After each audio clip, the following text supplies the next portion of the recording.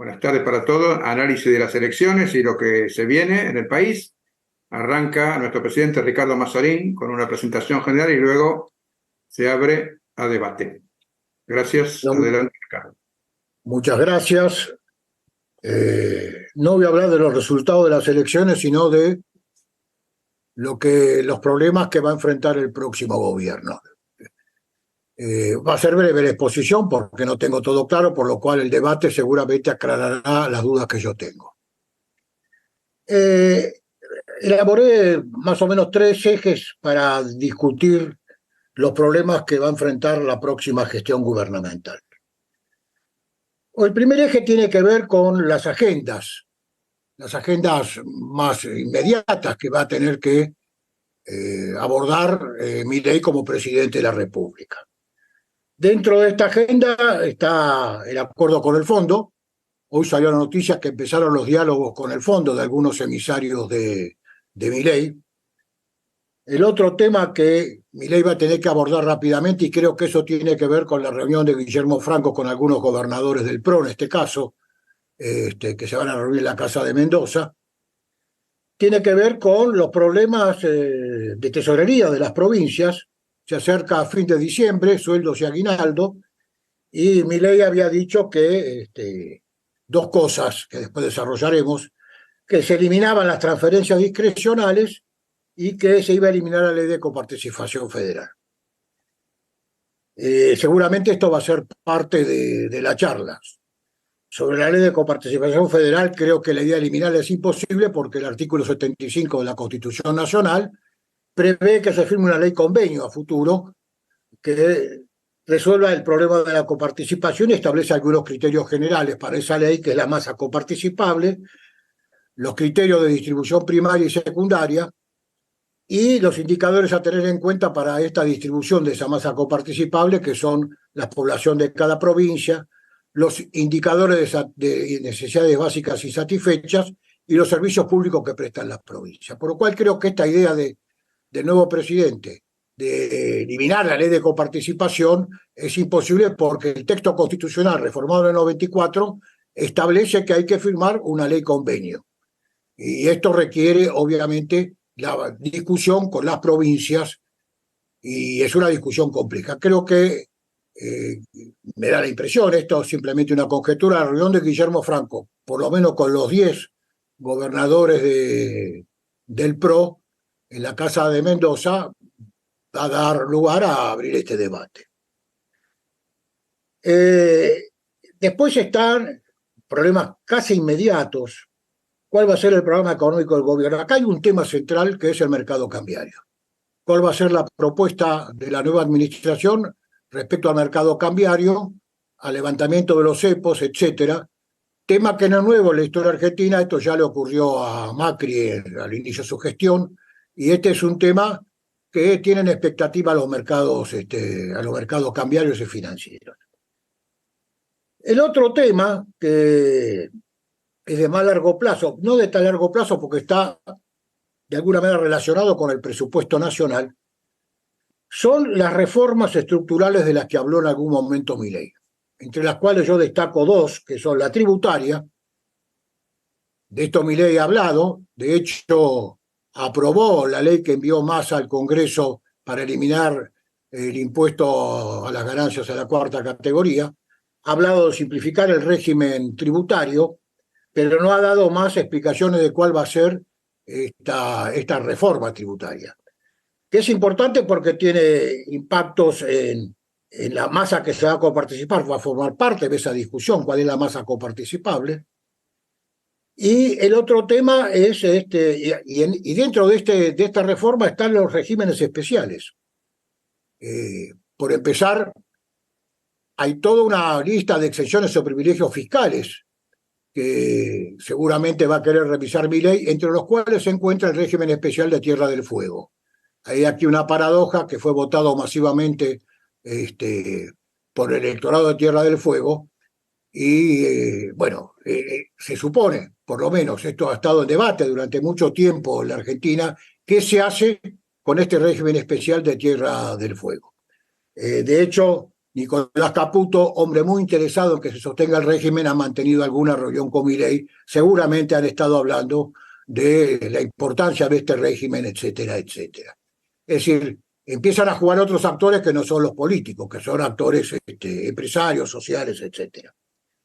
Voy rápido para después abrir el debate. Y el otro tema está del lado del gasto, donde Milei, por lo menos en su campaña más estentoria, hablaba de la motosierra y cortar 15 puntos del producto. Eso lo abandonó, no se pueden cortar 15 puntos del producto, pero hay dos ítems ahí que son centrales en cualquier discusión sobre reforma del gasto: el sistema previsional, la asistencia social, los planes de asistencia social y los subsidios al transporte y a la energía.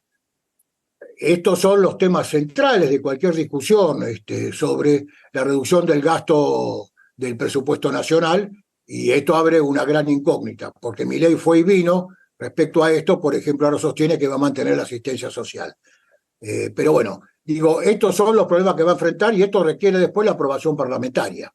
Es decir, no es solo un problema de decisión del Ejecutivo, esto requiere la aprobación parlamentaria y seguramente algún acuerdo con los gobernadores que tiene mucho que ver en la futura aprobación parlamentaria, sobre todo en la Cámara de Senadores. Esto respecto a las reformas estructurales, que son las más importantes.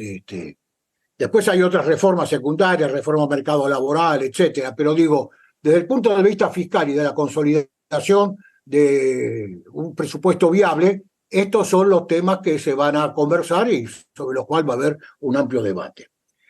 Y dentro de este mismo tema quedan después discutir las ventanillas fiscales. Las ventanillas fiscales se componen de las empresas públicas, por un lado, un gran tema sobre el cual Milei adelantó algunas posiciones, como la privatización de YPF, las aerolíneas, la idea esta de dárselo para que la gestionen los propios empleados de las aerolíneas, con la dificultad de que esto tiene, y los diferentes fideicomisos que el gobierno ha implementado, el gobierno actual ha implementado para controlar el índice de precios, por ejemplo, el del trigo y el del maíz. Estas son ventanillas fiscales donde los recursos también se van, y son temas de mucha complejidad y de mucha conflictividad eventualmente. Dicho esto, el otro eje que pongo a debate es cómo va a quedar configurado el mapa político. No, antes de ir a eso, digo, esta es una agenda compleja. Acá se requiere capacidad de negociación e incentivos a la cooperación. Si no, se caería en el decisionismo puro, ¿no? Esta idea de que por el simple decreto presidencial derogo las leyes con las que no estoy de acuerdo. Eso no va a ser posible. De hecho, hoy o ayer, no recuerdo cuándo, no sé si Milei directamente o alguno de sus voceros habló de derogar la ley de alquileres. Esta es una ley sancionada por el Congreso, tiene que ir al Congreso para derogarla. De manera tal que acá comienza el juego en serio, ¿no? Si Milei, el presidente, va a estar dispuesto a abrir canales de negociación y generar incentivos para la cooperación o no. Yo presumo que en esta tarea le va a caber a Guillermo Franco, que es el hombre más sensato que tiene en estos términos, con muchas relaciones con el viejo establishment político. Presumo. El otro tema es cómo va a quedar reconfigurado el sistema político, ¿no? Acá hay 3 puntos, por lo menos lo que yo pienso, ¿no? A mirar con detenimiento. El peronismo es uno de ellos. El peronismo que va a retener el bloque peronista de la Cámara de Diputados, 108 diputados propios, y si no recuerdo mal, va a retener unos del PJ no K, otros 8 diputados. Ese peronismo tiene seguramente 2 opciones, vamos a verlos en el tiempo. Una es sentarse a negociar. Correcto, esta es una. De hecho, hoy aparecieron algunos vestigios de que sectores de la CGT estarían dispuestos a sentarse a la mesa de negociación. Pero esto está un partido que se va a empezar a jugar. La otra es la resistencia. De hecho, están reunidos hoy los movimientos sociales para tomar una decisión respecto a cómo van a operar en el futuro. Digo, estos son dos interrogantes y veremos cómo resuelve su crisis interna de liderazgo el peronismo en esta situación que le toca vivir. La otra es Juntos por el Cambio. Juntos por el Cambio, que tiene un bloque parlamentario de 90 y pico de diputados, de los cuales 40 de esos diputados han pasado a colaborar en la alianza con Milei. Quedan 10 diputados de Juntos por el Cambio que no se han expedido, excepto Vidal y Lopenato, que han dicho que no van a colaborar, que no van a formar parte de la alianza, pero no lo sé, esto está todo, como insisto, esto está todo todavía para verse, es un cuadro que todavía no sabemos cómo se va a materializar. Los diputados radicales, que son 35 diputados, hoy sacó el Partido Radical un comunicado que todos han leído, pero no está claro si va a ser un apoyo incondicional o va a haber en algún momento formar parte de un bloque de oposición. Digo esto porque el Partido Radical tiene que elegir autoridades al Comité Nacional el próximo mes. Y ahí se van a dirimir los conflictos internos que el partido tiene. Entre la línea que está dispuesta o estuvo dispuesta hasta ahora a apoyar esta alianza y la línea que no está dispuesta a apoyar esta alianza y quiere mantener cierta autonomía respecto a la alianza Milei-Pro. Si uno mira esto, dice, tenemos una situación totalmente incierta, no sabemos cómo va a jugar el Parlamento en esta situación, pero recordemos los datos de cómo se quedó conformado el Parlamento que inicia sus actividades el 10 de diciembre de este año. El actual oficialismo va a tener alrededor de propios, 107 diputados, Unión por la Patria, 7 de peronismo de PJ-NOCA y 4 del FIT. Esto da un bloque parlamentario de 108 diputados sobre 257. Queda a ver qué va a pasar con los 10 diputados de Juntos por el Cambio que no han expresado todavía, aún hoy, gente ligada a la reta, si apoya o no la nueva coalición de Milei-Macri. Los 3 diputados de Monzó, que hasta donde se han expedido, diciendo que van a ser parte de la oposición, constructiva, pero parte de la oposición. Los 35 radicales que han manifestado su deseo de colaborar, sostener la democracia, pero que tienen abierto un debate de cara a la próxima elección de autoridad del Comité Nacional. Y después los 6 diputados de la coalición cívica que se retiró del espacio Juntos por el Cambio y que supongo que van a ser parte de la oposición. Esto forma un bloque de 54. Los 38 que tiene Milei, más los 40 que le aportó Macri, son 78 más 54, le da un número de 122 diputados. Se necesita para el quórum 129 diputados sobre 257. Unión por la Patria va a tener, Unión por la Patria, PJ-NOCA y el FIT, 111 diputados, 118 diputados, y después resta ver, ahí sí, qué va a pasar con el radicalismo y con el bloque del PRO que ha decidido por ahora no acompañar la alianza con Milei. En el Senado las cosas están más complicadas, porque Unión por la Patria tiene 35 senadores propios, sobre 72 senadores. Y le aporta el PJ no kirchnerista 3 senadores, lo cual hace 38 senadores.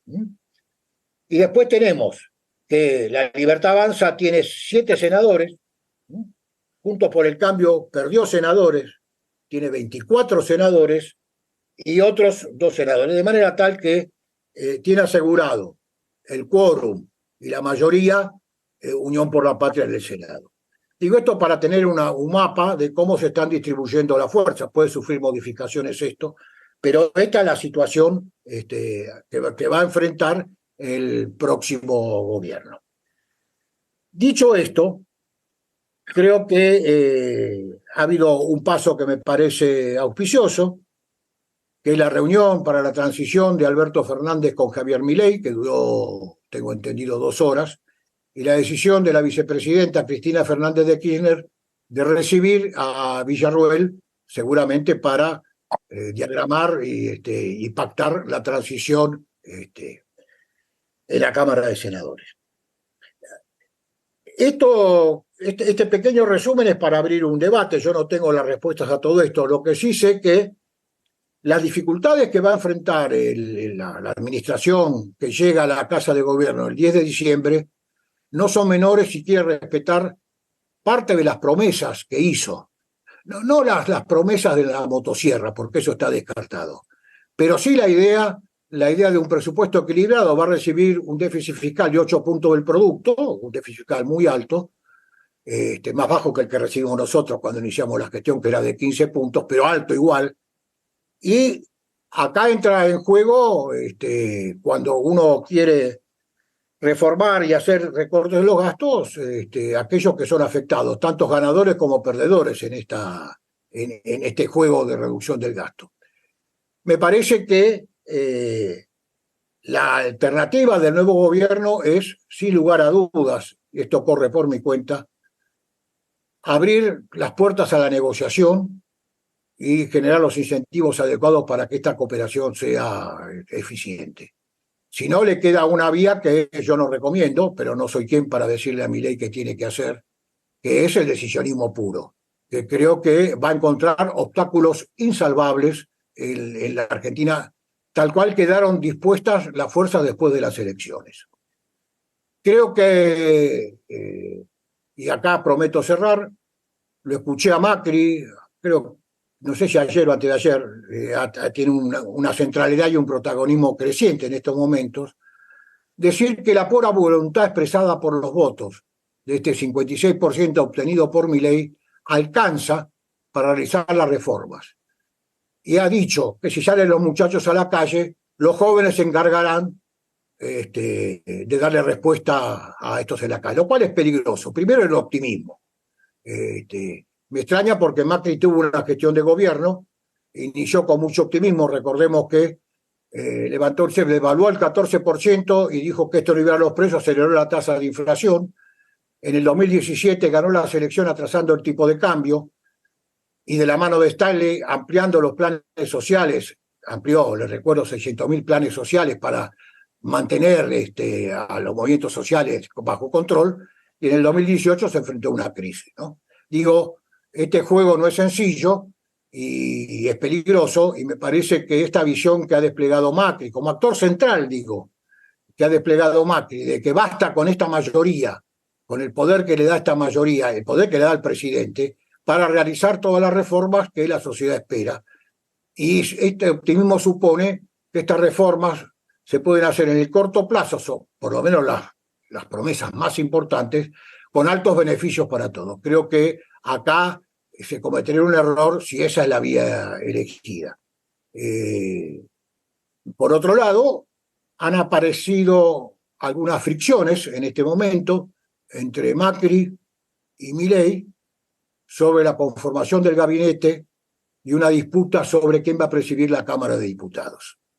Esta disputa está abierta, entre Ritondo, Randazzo, ahí están dando vueltas, pero es una disputa abierta y algunas de estas fricciones van a empezar a aparecer porque Macri también juega en esto, porque tiene intereses que proteger, entonces le interesa tener alguna influencia dentro del gabinete. No está claro si este va a ser un gobierno de coalición o simplemente se va a repetir la idea de una coalición electoral. Acá termino, los dejo con todas las preguntas y les agradezco la paciencia para escucharme. Bueno, gracias, Ricardo. Si les parece, abierto el debate, anótense por favor por el chat con un simple mensaje para poder registrar un orden.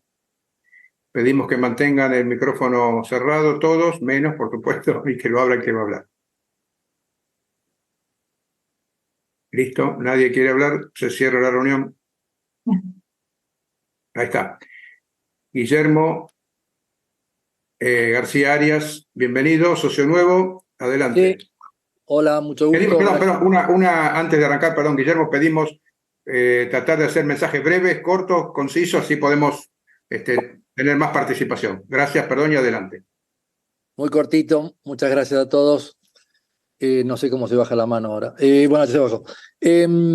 Yo creo que el criterio general que dice Macri va a implicar, digamos, la diferencia, si hubiera sido un punto 2, tiene un correlato en la oposición determinado. Al haber habido tanta diferencia, yo creo que la oposición le va a dar al gobierno alguna luna de miel, y ahí coincido con él, que en la medida que las reformas sean rápidas, todo gobierno tiene su luna de miel, y dependerá de la rapidez con la que Milei ponga sobre la mesa lo que quiere hacer, porque nobleza obliga, por más que no hay mucha nobleza, la magnitud de la diferencia hace que, para mí, va a haber una luna de miel de la oposición y no van a salir de golpe a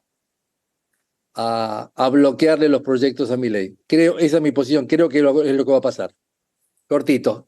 Gracias. Bueno, muchas gracias. Ricardo Gerardi y luego Cacho Lotterstein. Adelante, Ricardo. Sí, muchas gracias, muy interesante la exposición de Ricardo Mazzorin.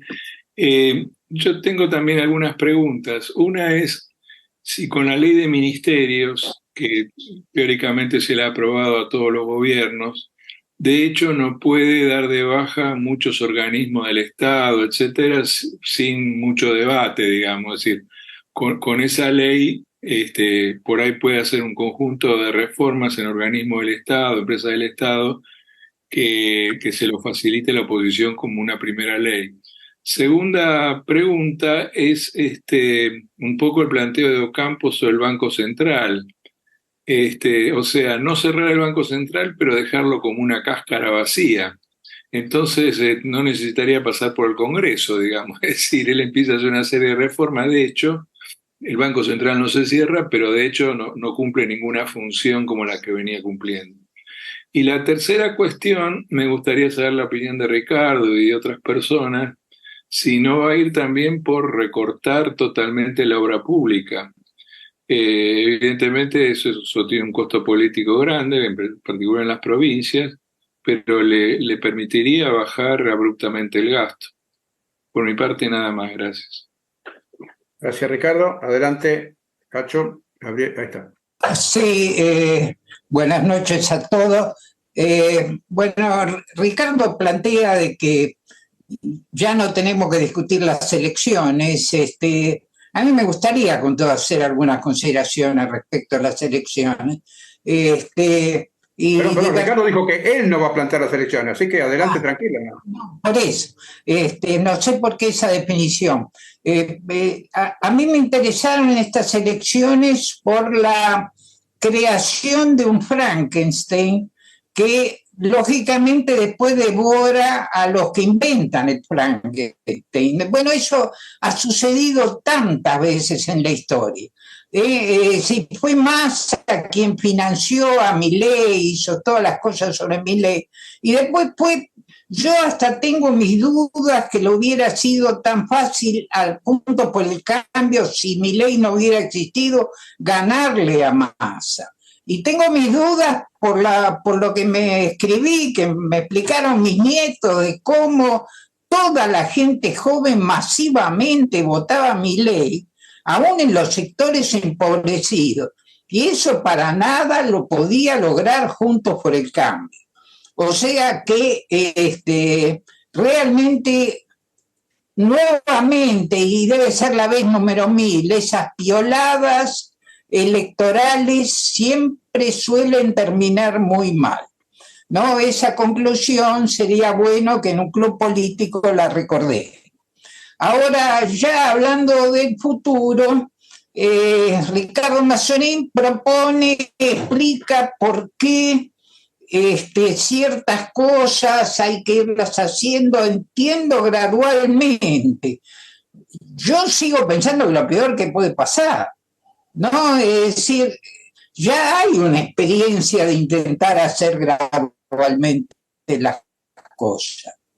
El gobierno donde él ha estado con Alfonsín, el gobierno de Mauricio Macri, son todos ejemplos de tratar de hacer las cosas gradualmente y no aprovechar ese momento inicial, ¿no?, donde se ha obtenido una clara diferencia. Claro, va a ser durísimo. Acá estoy leyendo como página 12 llama a la insubordinación popular para combatir a las privatizaciones. Recién acabo de leer un artículo de página 12. Pero realmente si no hace las cosas durante los 6 primeros meses, después realmente las cosas van a ser tremendamente difíciles. Ya sé, hay cosas que tienen necesariamente que pasar por el Congreso. Bueno, tendrá que ingeniarse de alguna manera. Tendrán los radicales que finalmente optar, la Reta tendrá finalmente, y su gente tendrá finalmente que optar si quieren estar del lado de Massa y los ladrones o hacer una prueba de tirarse al vacío con Milei. Bueno, pero insisto, no veo un lugar para un gradualismo ir viendo, sinceramente. Por ahora nada más. Gracias. Bueno, mientras alguien más se anota en el chat o bien levantando la mano, con la flechita para levantar la mano, un par de datos, tiro, aprovecho el momento.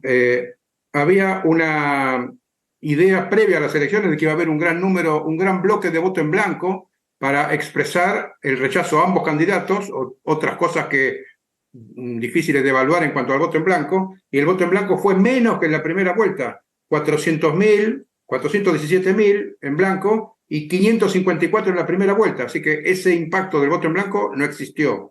Sí se duplicaron los votos nulos, cualquiera sea la cosa que hayan querido expresar, de 220.000 a 440.000, casi justo el doble, pero ese doble fue 1,6%, tampoco muy significativo. Así que ese bloque, en la polarización, parece que arrasó con todas esas propuestas de votar en blanco o de anular el voto con meter cualquier tipo de otro elemento dentro del sobre. Bueno, simplemente datos, no agrego ningún adjetivo, si eso es mejor o peor, simplemente datos para seguir analizando. Y Alejandro Poli pidió la palabra, así que adelante, Alejandro. Hola, bueno, muy buena la introducción de Ricardo.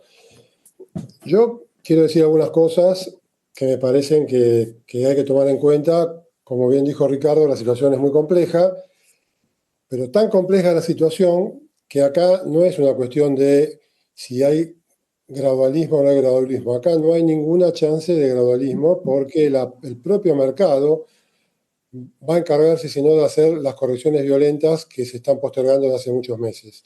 Hoy teníamos un dólar oficial a fin de año de 800 y pico de pesos. Eso implica más de 100% de evaluación. No digo que se vaya a hacer, pero si no se toman medidas muy drásticas, y habrá que ver, coincido, el tema cambiario es clave, porque no hay un solo dólar, está a punto de pararse la provisión de insumos en todo el país porque los proveedores externos ya no van a seguir financiando la deuda comercial. O sea, lo que quiero decir es que acá no es que yo voy a tener que elegir si quiero esto o aquello y tengo esas opciones. No hay opciones. Acá es o crisis controlada o crisis descontrolada, en mi opinión. Y en los veranos sabemos en Argentina en que terminan estas crisis descontroladas. Obviamente, con estos niveles de inflación, se están hablando de aumentos del 40% en muchísimos productos. Puedo decir que eso es lo que está pasando con los medicamentos. Imagínense lo que ya está pasando hoy y la bomba de tiempo que se sigue generando mientras tanto. Con lo cual, mal o bien, el gobierno va a tener que asumir un problema gravísimo y no tiene opciones de medidas gradualistas. En mi opinión, coincido con eso. Ahora, dicho esto, está claro que tiene que negociar. O sea, la palabra clave en esto es negociar, no hay otra manera. Y yo creo que más allá de los bloques que muy bien detalló Ricardo, la UCR va a tener un papel clave, y bueno, y la Reta y sus diputados van a tener el rol clave porque ellos van a ser igual que los 5 diputados de Córdoba. O sea, hay un grupo de diputados moderados, no kirchneristas, que son los que van a tener que decidir si van a apoyar algunas reformas de Milei, un presupuesto equilibrado, básicamente, que esa es la gran cuestión, un presupuesto equilibrado, que habrá que ver cómo se presenta, o no. Y yo creo que ante esa disyuntiva, en una provincia donde Milei arrasó y hay un gobernador radical, no me imagino que la gente esté muy contenta si su propio gobernador empieza a hacerle oposición a Milei desde el primer día. Es clave por eso la elección del reemplazo de Gerardo Morales.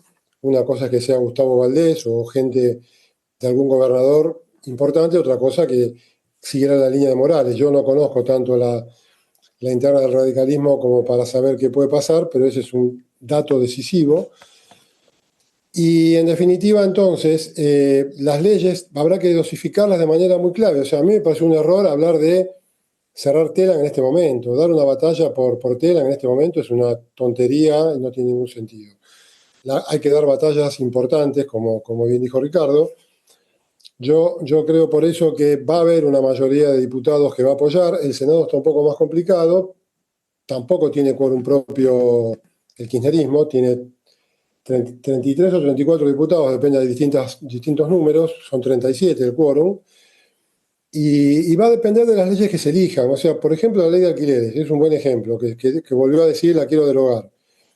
Yo creo que no hay que decir la quiero derogar. Yo creo que hay que hacer una ley que dé libertad de acción, como se propuso y como ya propuso Juntos por el Cambio, y no de vuelta poner obligaciones de plazos o cosas. Entonces no hay que hablar de derogar, hay que hablar y esa va a ser la habilidad política, es insistir con el proyecto que se hizo Juntos por el Cambio y lograr pasar una ley de alquileres mucho más razonable.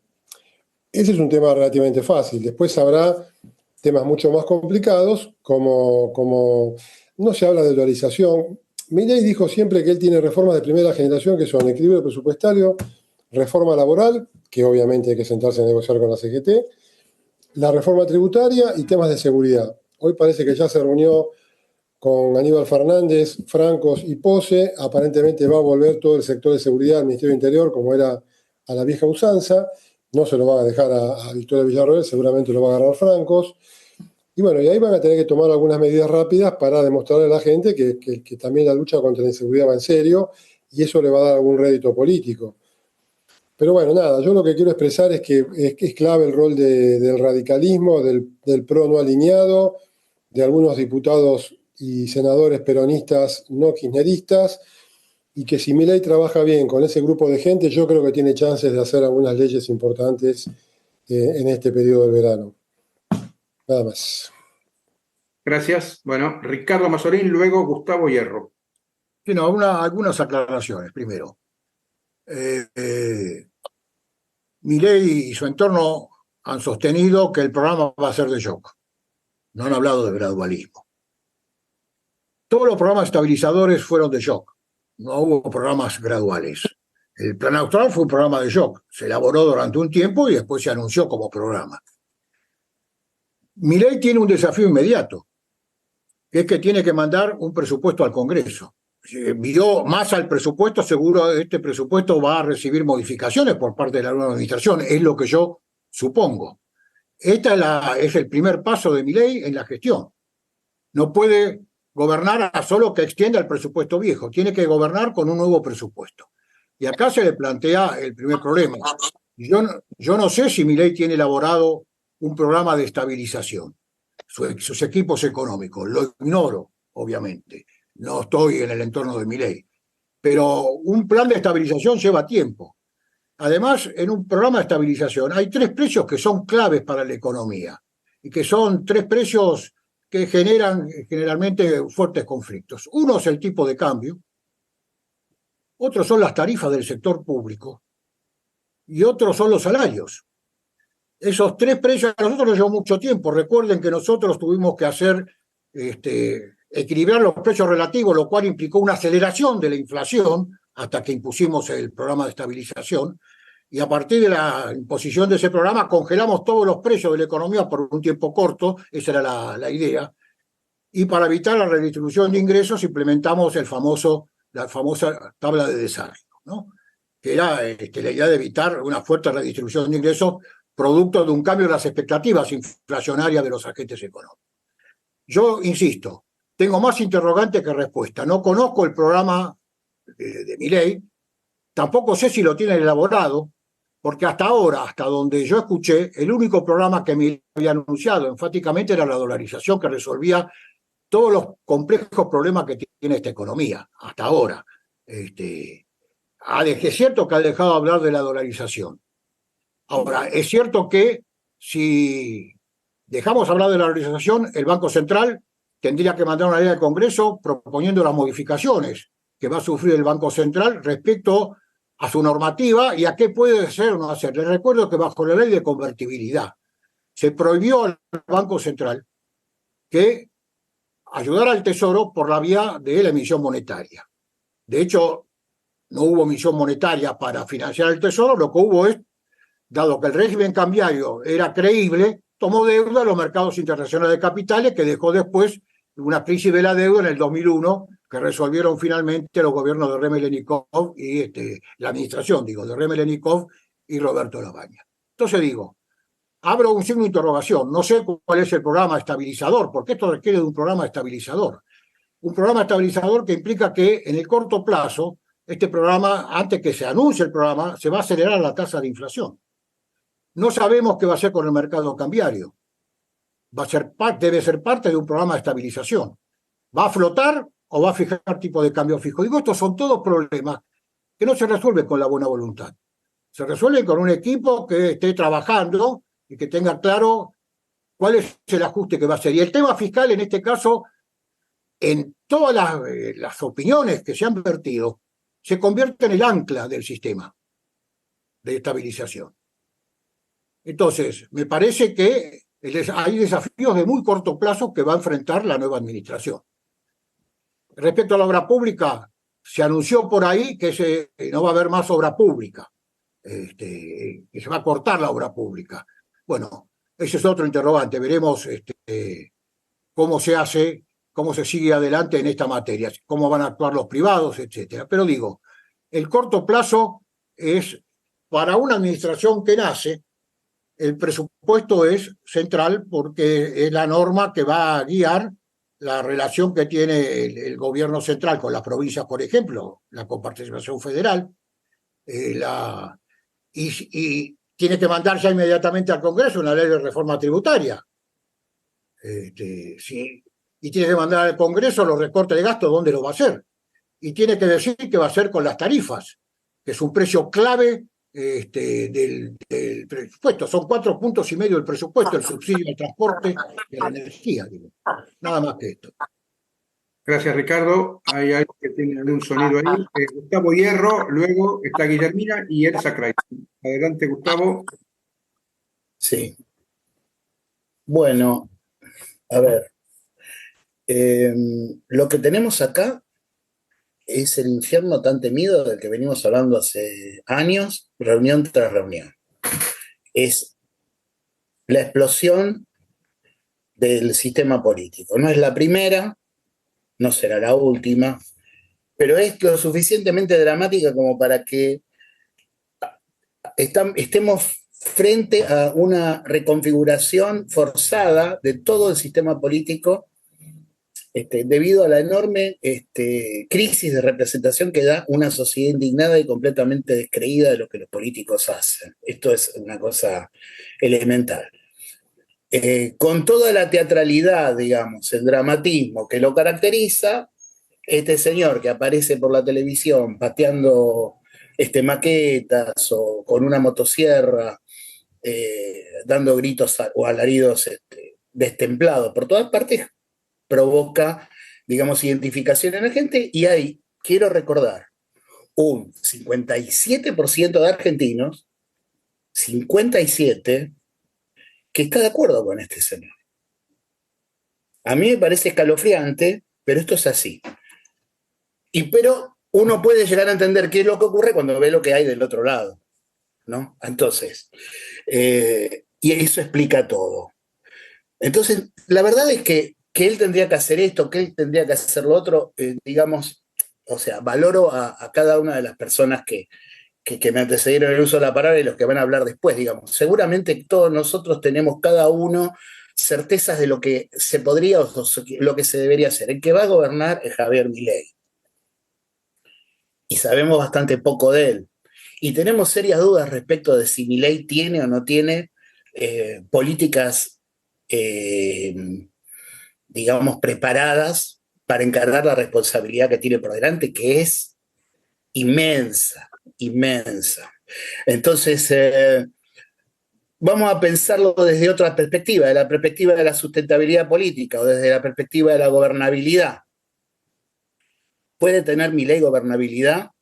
Digamos, tensión social mayúscula en las calles, la militancia negativa va a estar a flor de piel en todo momento. Cualquier cosa que Milei diga, no importa si es buena o mala o regular, según las opiniones de la mayoría, van a merecer manifestaciones en contra, probablemente actos de violencia, gente que se saca en todos lados. Desde el punto de vista de los políticos, bueno, van a tener gobernadores con los cuales él va a tener posibilidades de negociar acuerdos para que algunas de las leyes clave que el gobierno necesita salgan por el Senado. Va a tener una Cámara de Diputados bastante complicada. Yo no sé si no va a ser más complicada que la que tuvo Macri. Pero bueno, ahí está la posibilidad de la muñeca política que tenga quien se designe al frente del Congreso y de los bloques políticos. Y cómo se reconfigure la ex Juntos por el Cambio. Porque acá, digamos, a la hora de la verdad, lo que estamos hablando son concepciones de país. Eliminado como factor de riesgo el kirchnerismo por el descrédito de Cristina y de sus principales adláteres, digamos, lo que queda como elemento aglutinante Junto por el Cambio es la nada misma, porque a partir de los enfrentamientos que conocemos, bueno, no existe la posibilidad de que esa coalición sobreviva, por lo menos en los términos que nosotros creemos. Entonces, gobernabilidad se la puede llegar a dar los sectores más conservadores, vinculados más con la derecha, puede ser el PRO, puede ser, según cómo evolucione la negociación política con algunos líderes del interior como Schiaretti, y algunos gobernadores que bueno, puedan, por el toma y daca, tener algún miramiento en cuanto al tratamiento legislativo que necesita. Obviamente que va a tener un crédito inicial porque está hablo en el Congreso, porque está el apoyo popular que tiene, que nadie se quiere quemar mostrándose como que no colabora. Pero está claro que las lunas de miel cada vez son menores, y yo creo que esta luna de miel en particular va a ser una de las más cortas de la historia de la democracia. Sinceramente, todavía el hombre no asumió y ya hay complicaciones por todos lados. Pero bueno, después está la sustentabilidad. ¿Se pueden sustentar las medidas que Milei pueda tomar? Y no estoy hablando solamente de la sustentabilidad en términos técnicos, estoy hablando de la sustentabilidad política de las medidas, porque frente a un esquema tan líquido como el que tenemos, donde nada de lo que se define desde los estamentos políticos parece ser definitivo, al contrario, me parece más bien lo contrario. No se puede sostener, la política no tiene sustentabilidad propia porque no tiene manera de sostener lo que propone. Y esto no es un problema de Milei, esto es un problema de todo el arco político. La inconsistencia de la clase política argentina es tan abrumadora que Javier Milei es el presidente de la Argentina, señoras y señores. Esta es la cuestión. Y por el voto de la amplia mayoría de la gente. Entonces, son todas, para mí, encrucijadas de diferente índole que confluyen en una sola gran encrucijada general que tenemos todos, y lo que necesitamos en lo sucesivo, me parece, es pensar de qué manera podemos lograr esa gobernabilidad y esa sustentabilidad para el próximo gobierno, porque en este barco que está escorado y que está a punto de hundirse, estamos metidos todos. Todos estamos navegando en este barco y necesitamos que salga a flote, necesitamos que llegue a puerto. Y esto me parece que es lo más importante. Con respecto a lo que decía Poli Gonzalo hace un ratito sobre Telam y qué sé yo, es parte de la teatralidad que tiene Milei, y Milei lo que necesita es, respecto de cuestiones como Telam, la televisión pública, se hagan o no se hagan, es mostrar un discurso en un sentido determinado que muestre grandes símbolos de lo que quiere hacer. Y es el momento que lo tiene que hacer, es decir, es el momento que más va a exacerbar la cuestión. Después sabemos que muchas de estas cosas se diluyen cuando no tienen sustento político, porque hay muchas cosas, yo realmente no sé si solo con la ley de ministerios puede un señor en el Poder Ejecutivo eliminar de cuajo a cualquier organismo del Estado, como por ejemplo las empresas públicas, como pueden ser la televisión pública, Radio Nacional o Telam mismo. Entonces, es complicado, pero a mí me parece que el Congreso va a estar en condiciones de poder poner un poco de coto a la situación, pero también toda la clase política tiene que tener la madurez de colaborar en aquello que sea lícito y en aquello que sea constitucionalmente deseable, desde el punto de vista técnico más sano, para que este proceso político no termine con todo el pueblo en la calle, a los tiros, en cualquier momento, como ya hemos visto en otros momentos de la historia. Gracias. Bueno, gracias.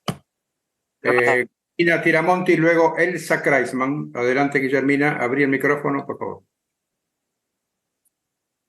Bueno, no, solo una cosa cortita, que digo, a mí me parece que la elección fue un que se vayan todos, nada más que lo votaron a Milei, ¿eh? Y que eso es una información para los que están en la trama institucional negociando, porque más allá de eso hay un 57% de la población que espera que alguien patee el sistema. Digamos, no es que Milei tiene que transformarse en un político tradicional. La fortaleza de Milei, y que es lo que nos da terror a nosotros, es prometer que va a patear todo. Entonces, acá hay un equilibrio que estoy de acuerdo con lo que decía Hierro, que bueno, hay que mantenerlo entre los de un lado y de otro. Porque tampoco, si Milei se transformara en masa en cuanto a la capacidad de negociar, no sé qué pasaría con ese 57% que lo votó para que pateara todo.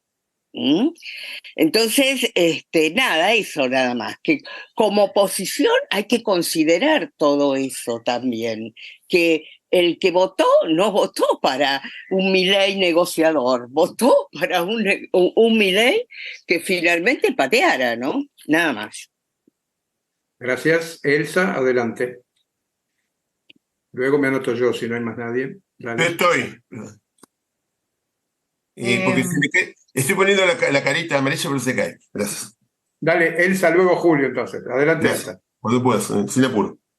Sí, a mí yo voté por Milei con el estómago cerrado y casi vomitando, pero bueno, estuve pensando mucho. El tema de Milei es que yo no veo que tenga ningún programa, no sé si lo podrá elaborar rápidamente o alguien se lo prestará, no tiene ningún programa de gobierno atrás, lo cual genera muchísima angustia, es como que tiene el vacío. Eso por un lado. Por otro lado, cualquier medida o reforma que proponga, yo no sé si el hecho de que haya ganado tanto en tantas provincias, en otras en forma muy notable, no va a generar cierta presión para que los gobernadores de algún modo negocien con sus propios diputados que apoyen el programa de Milei, cualquiera sea. Porque si no estarían yendo en contra de la voluntad de los ciudadanos de esas provincias. Entonces yo creo que eso podría llegar a ser un reaseguro para que Milei tuviera éxito en sus medidas en el Congreso, si es que existen, porque mi duda es si realmente tiene un plan de gobierno. La otra cosa que quería, y esto es una pregunta, porque efectivamente Berti, dijo que se iba a suprimir la obra pública, pero la obra pública mayoritariamente está en las provincias y las provincias tienen autonomía respecto de esas decisiones. ¿Podrá la nación no mandar fondos para esas obras? Pero yo no sé si tienen pensado recurrir a los organismos de crédito multilateral con préstamos apropiados para países pobres como nosotros. Eso no oí nada de eso y no lo sé. Algo parecido a lo que se hizo en la época de Menem, que se tomaron muchos préstamos de los organismos multilaterales y además de esos, además de proveer dólares, bueno, fueron financiando las obras públicas y también la reestructuración del Estado. Nada más. Son preguntas las que hago, ¿no? Más que nada, no sé si ustedes están informados de eso. Bueno, gracias, Elsa. Está Julio Dreisen, que no... Ahí está, ahí lo veo. Y luego Carlos Maceda. Se borra la mano, discúlpame. ¿Puedo hablar? Gracias. Dale, Julio, adelante. Muchas gracias. No, yo estoy convencido que se aprende en política, en lo social y en lo económico, el tratamiento de todos estos temas que estamos discutiendo acá, a partir de los errores también. Y yo le presté mucha atención a esta campaña, aprendí muchísimo. Le presté atención a la campaña, le presté atención a la elección, y en tercer lugar le presté atención a las pocas horas que tiene el presidente electo, ni llega a 48 horas, a las primeras señales que dio, lo que habló, lo que hizo, los nombramientos que se hablan, etc. Menciono 3 cuestiones. Se pronosticó que se diluía, se deshacía y que no llegaba a las elecciones con más del 10%. Falso. Esto lo hablaron mucha gente muy preparada en política, o sea, eso es lo que más me llama la atención. Yo soy economista, sé que esto no entiendo, pero lo escuché atentamente. Segundo, que muchos no se animaban a tomar riesgos y que por lo tanto iban a votar en blanco, porque ninguno de los dos candidatos satisfacía. Muchos, creo que es fundamentalmente los jóvenes, pero creo que los no jóvenes también, porque si no sería el 1,5%, no sería posible. Hay muchos más no jóvenes que el 1,5%, se animaron a correr riesgos que muchos no esperábamos. Yo inclusive, yo pensaba que era mucho más el voto en blanco, claro, por las dudas. Y en tercer lugar, estábamos, y esto desde hace tiempo se decía, desde hace 6 meses, 9 o 12, no recuerdo, frente a un autoritario. Hitler se dijo, por gente muy preparada, lo dijo Hitler, la palabra Hitler utilizó. O algo similar, digamos, casi un monstruo, cercano a un monstruo. Si no era un monstruo, estaba, la verdad que un monstruo era menos que las cosas que se decían de él. Bueno, por suerte, en solo 48 horas, esas mismas personas, y me alegro muchísimo por ellas y por el país y por nosotros todos, recapacitaron, me alegro muchísimo, y salieron con planteos completamente distintos a los que tuvieron durante los últimos 6 meses. Los felicito. Gracias. Bueno, muy bien, gracias. Carlos Maceda, adelante. Abrí, por favor, el micrófono. Ahí está. Ahí está. ¿Qué tal? Buenas tardes a todos. Muy interesante las opiniones. En primer lugar, a mí no me resulta muy simpático Milei. Sin embargo, hoy escuché una declaración después de la reunión con Fernández que me pareció muy interesante. Salió y dijo, tenemos opiniones distintas, pero es el momento del pragmatismo. Entonces, hay que pensar de esta manera y la ideología hay que dejarla un poco de lado. Entonces, en 48 horas, teorema de Baglini. Empieza a darse cuenta que tener el poder es una cuestión diferente a la de los shows televisivos o teatrales. En segundo lugar, me parece que el eje que va a tener más importante, como decía Ricardo al inicio, es el acuerdo que tenga con el fondo y con los bancos. si rápidamente no consigue dólares, le va a resultar todo muy difícil. Sin embargo, yo creo, por lo que he escuchado, que sí tiene un programa de estabilización. Vienen trabajando en esto, tienen los equipos del SEMA trabajando, tienen los equipos de Sturzenegger, tiene a Liendo, que es un gran conocedor de cómo generar leyes, que fue uno de los grandes sustentos de Menem desde el punto de vista legal, y creo que ellos están pensando en que la inflación la bajan, no con la dolarización, porque yo creo que ellos esto lo están pensando para un segundo momento, sí con un ancla fiscal, y que el eje salarial se recupera a través de la baja de inflación. Es riesgoso, pero creo que tienen un plan. Creo que saben que van a tener unos meses difíciles, con alta inflación, y que además recuperar los precios relativos le va a llevar inflación. Pero creo que están preparados para eso. Desde el punto de vista de la obra pública, por lo que he escuchado, creo que también lo tienen claro. Ellos pretenden renegociar contratos y extender la vida, pretenden que los privados comiencen a realizar inversiones y también utilizar los organismos multilaterales. Hoy lo comentaba quien supuestamente va a ser el ministro de Infraestructura. Yo creo que tienen más políticas de las que nosotros pensamos y creo que también los partidos tradicionales tienen menos políticas que las que nosotros pensamos. Por eso es que a veces fracasan. Y no podemos dejar de lado que yo no sé si tiene el 57%. Creo que muchos votamos porque no queríamos los otros. Pero sí tiene una gran cantidad de jóvenes que se los quitaron, ¿sí?, al partido peronista. Y eso le puede dar sustentabilidad, por lo menos en el inicio, ¿sí? Un poquito más que la luna de miel. Yo tengo confianza de que puede intentar realizar algunos cambios estructurales en la Argentina que son necesarios, porque si no los realizamos, ¿sí?, lamentablemente vamos a otro fracaso. Lo mío es preguntas también, y realmente tengo un poco de esperanza que esto nos pueda cambiar. Lo otro era el infierno, así que es todo, creo que tenemos que todos verlo un poquito más con esperanza. Gracias. Gracias. Aníbal se anota, luego Jorge Sigal, luego yo. Hola, ¿qué tal? Sí, la verdad que muy buenas las participaciones. Yo simplemente quería decir dos cositas. Primero, me parece que Milei adoptó un poco, viendo a los comentarios previos, digamos, la verdad que su posicionamiento público fue, digamos así, de un facho, vamos a decirlo de alguna manera, y da la sensación de que en la medida en que se va acomodando al poder, se va ajustando su discurso un poco a la realidad, ¿no?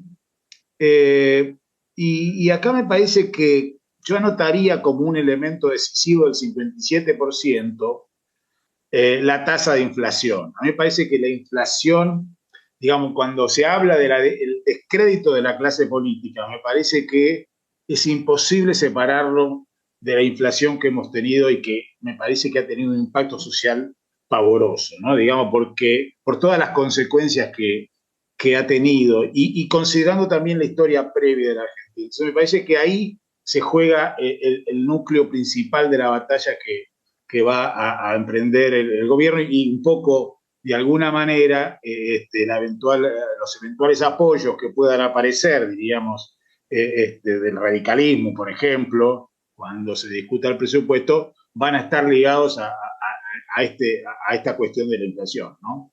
No era eso lo que quería agregar nada más. Bueno, gracias Aníbal. Jorge Sigal, gracias por la brevedad. Con contenido, Jorge Sigal adelante, luego Evangelina Pérez Aramburu, luego sigo yo. Me voy corriendo. Dale, ¿dónde estás? Bueno, buenas noches. Y muy interesante el intercambio. Creo que la primera cuestión que yo siento, y creo que es bueno sentirlo, es perplejidad. Estamos ante una situación inédita.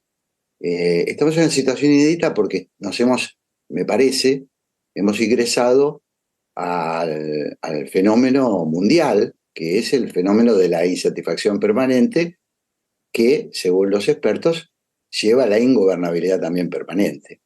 Es decir, no somos muy diferentes a lo que está sucediendo en la mayoría de los países de América Latina, algunos con más convulsiones, algunos menos, pero hay una cuestión de inmediatez. Irrumpió un país, por lo menos para mí, un país sorpresivo. Es este país donde la política a través de las redes sociales le da una participación a una sociedad impaciente, a una sociedad donde, bueno, ayer me sorprendía, el domingo, sí, ayer, antes de ayer, decía Rosendo Fraga, participa en política a través de TikTok, participan en política chicos de 8 años, de 8 o 9 años, opinan sobre política, opinan sobre política chicos. No estoy subestimando, sino tratando de entender el fenómeno que se generó y que es un fenómeno absolutamente novedoso. Si la respuesta de la política es la respuesta tradicional, bueno, viviremos esto, la sorpresa, y lo peor es que la insatisfacción se continúe con una posible ingobernabilidad, ¿no? Esto me parece muy riesgoso. Es difícil imaginar, yo entiendo la buena voluntad de todos nosotros, pero convengamos que es difícil imaginar un gobierno de Javier Milei. Es difícil, no digo que no sea posible, pero estamos un poco apostando a que salga bien, a tirar los dados y que salga bien. Pero bueno, hay un margen grande de que no. Así que me parece que estamos ante un momento francamente delicado, ¿no? Yo creo que, esto me gustaría decirlo, también para nosotros es un desafío grande, de tratar de entender de otra manera la política. Entender de otra manera la política. No recurrir a... Yo escucho muchas referencias históricas. Entonces se vuelve al menemismo, recorremos las distintas experiencias de crisis en la Argentina, y esta no tiene sus particularidades donde juega mucho la conectividad permanente, ¿no? La conectividad, estamos interconectados, cada tipo con un aparatito cree que tiene la solución, con un teléfono celular, cree que tiene la solución para todos los problemas argentinos. Doy un ejemplo. Más allá de que en lo personal me cuesta mucho imaginar cómo se arma un gobierno, con qué figura se va a armar un gobierno. Creo que no soy el único que está inquieto por esto, porque estamos acostumbrados a otra dinámica de la política. ¿Qué va a hacer ese gobierno? Yo les veo las caras, además que no conozco a nadie, ¿no? Por primera vez en mi vida no conozco absolutamente a nadie, salvo los aliados del PRO, digamos, de Milei. Casi no conozco protagonistas de la política que ha irrumpido. Me sospecho que no tendría una buena, si los conociera no tendría una buena imagen, muy probablemente, ¿no? Entonces, creo que esto hay que pensarlo, y voy a tomar un ejemplo que acá se dio. Se ha anunciado ya una medida, conozco bastante el tema, se ha dado a conocer que una de las primeras intenciones sería privatizar los medios públicos. Es una demanda social, no privatizar, eliminar, cerrar los medios públicos. Es fácil de desearlo, ¿eh? Yo que estuve ahí adentro, es muy fácil de sentir un profundo deseo, ojalá. Pero bueno, después está la realidad.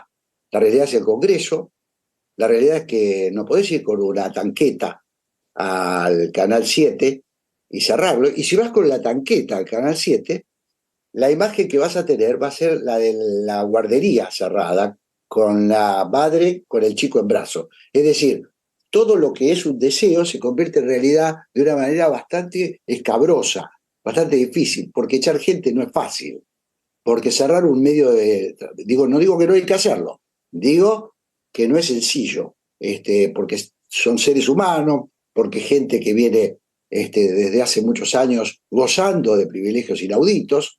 Y bueno, ¿cuál es la resultante? O se hace o la sensación de fracaso es gigantesca. O se hace, es decir, se cierra, va la gendarmería, porque así cerró Netanyahu el canal de la televisión pública con una coalición mayoritaria y con un poder impresionante, en el caso de Israel, cerró la televisión pública con las tanquetas, pero el costo que se paga es enorme. El costo que se paga es enorme. Si no se hace, es rápida la sensación de frustración. Es rapidísima. Dura un mes. Digamos, el periodo de gracia dura un mes. Después empieza a decir, bueno, al final de esto no hicieron nada. No cerraron la televisión, el canal sigue, Telan sigue. Es muy complicado. Si se anuncia una cosa hay que hacerla. La sociedad no tiene paciencia. No va a haber paciencia.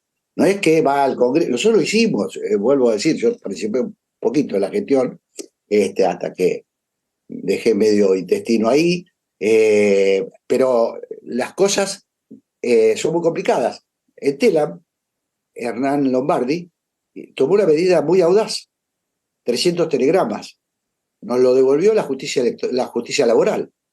Nos lo devolvió a la gente la justicia laboral sin obligación de devolver la indemnización. Es decir, se echaron a 300 tipos que cobraron una indemnización y se quedaron con un ahorro extra de una indemnización completa. En muchos casos creo que no se volvió, nunca se reintegró ese dinero.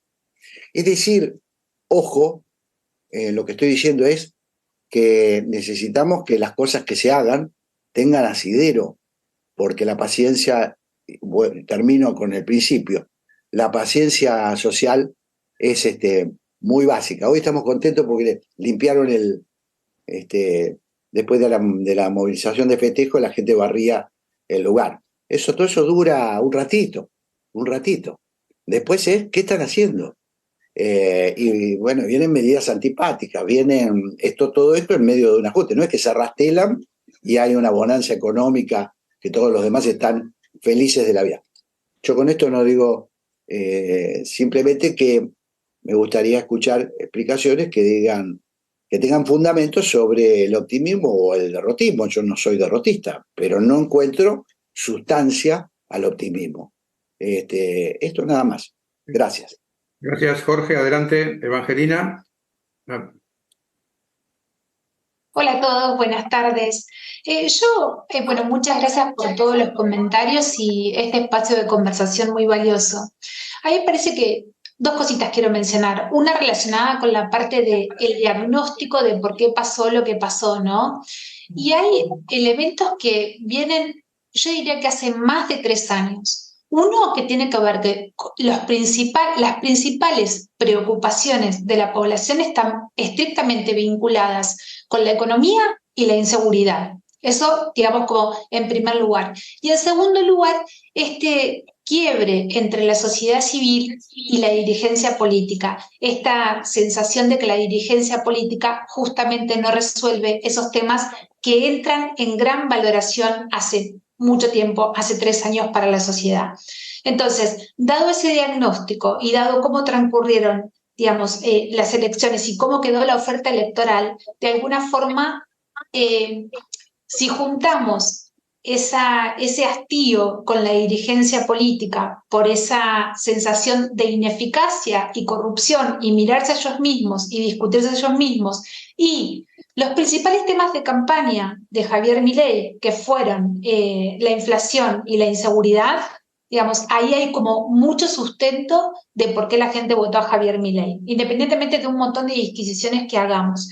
Ahora, la pregunta que a mí como socióloga me queda es la siguiente. Por un lado, si bien Javier Milei salió a setear las expectativas de que vienen cambios profundos, de que no va a ser sencillo, ¿hasta qué punto creo que tienen que ser como muy precisos y como muy estrategas en la comunicación que van a llevar adelante? Porque lo cierto es que hoy por hoy no podemos evaluar, menos a 2 días de la elección, ¿cuánto tiempo se va a sostener esta legitimidad de origen? O sea, haya venido como haya venido, el 57% de la población votó a Javier Milei. La pregunta que a mí me queda es, ¿cómo van a transcurrir estas cosas? ¿Cuánto tiempo la población va a sostener, digamos, este sustento? Y bueno, y esta cuestión de la gobernabilidad en función de eso, ¿no? Digamos, de la comunicación, de cuánto dura esa legitimidad de origen y de la gobernabilidad que va a, digamos, como a retroalimentar todas estas cuestiones. Bueno, esas son mis apreciaciones básicamente. Gracias.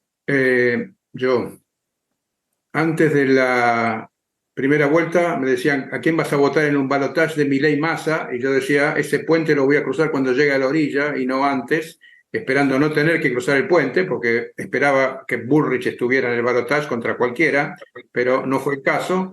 Por lo tanto, el 3 de octubre había llegado a esa orilla y tenía que decir por dónde pasar, y me incliné después de idas y vueltas por Milei, pensando que nada podía ser peor que Massa.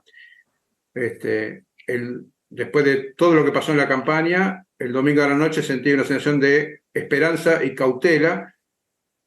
Lo voté, como dijo él, sin llegar a vomitar, pero más o menos. Como dijo alguien, creo que Gustavo Hierro, increíble que Javier Milei sea presidente electo de la República, pero es la realidad, y creo que lo peor que podemos hacer es negar la realidad o no trabajar con la realidad. Así que hoy Javier Milei es el presidente electo de la República. No escuché, alguien también comentó que a la salida de la reunión con Alberto dijo algo del pragmatismo, creo que Carlos lo dijo, ¿no? Que mencionó eso. No lo escuché, pero sí, bueno, confío en que haya sido. Es un buen dato, un buen paso en la dirección correcta. El teorema de Maglini funciona una vez más y creo que Milei, que no es tonto, se da cuenta que va a poder hacer unas cuantas cosas como presidente, pero hay muchas más que no va a poder hacer y que va a tener que sentarse a conversar con mucha gente. Negociar va a tener que ser una virtud muy grande, y dentro de eso no va a ser lo mismo negociar con Cornejo, o con Monzó, o con Gustavo Valdés, o con Yarlora, por decir gente que más o menos puede sentarse a conversar, que intentar negociar con Moyano o con Baradel. Obviamente en unos casos puede haber una negociación posible, en otros no. Y los camioneros ya hoy empezaron a sacar comunicados de la resistencia y qué sé yo.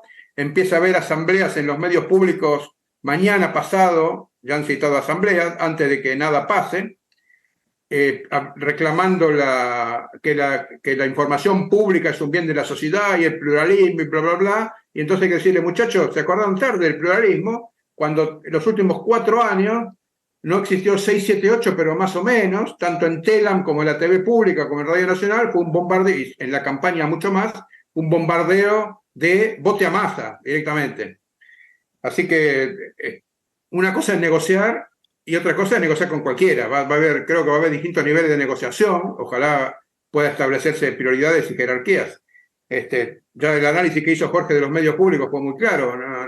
Una cosa es el pluralismo que intentó Lombardi y lo logró en buena medida, por ejemplo, con un espacio para la Madre Plaza de Mayo, que no fue reconocido ni hubo ni un centímetro de gratitud o de reconocimiento por eso, más bien al contrario. Y realmente cuando quiso hacer una limpieza, la justicia laboral se le volvió en contra, así que no va a ser fácil todo eso, pero algo hay que hacer, porque tampoco podemos ser rehenes de Pablo Moyano o de los muchachos de Telam o de Baradel, etcétera, que no quieren ningún cambio y quieren aferrarse a sus privilegios. Así que realmente la máquina de impedir ya se está montando nuevamente. Nada va a ser fácil. Creo que también la luna de miel va a durar menos 10 minutos, porque ya empezó la presión antes de que asuma siquiera, al estilo de Macri. Todavía no vi ningún helicóptero por ahí, pero pronto va a aparecer algún helicóptero de cartón que le debe estar pasando el plumero al que tienen guardado.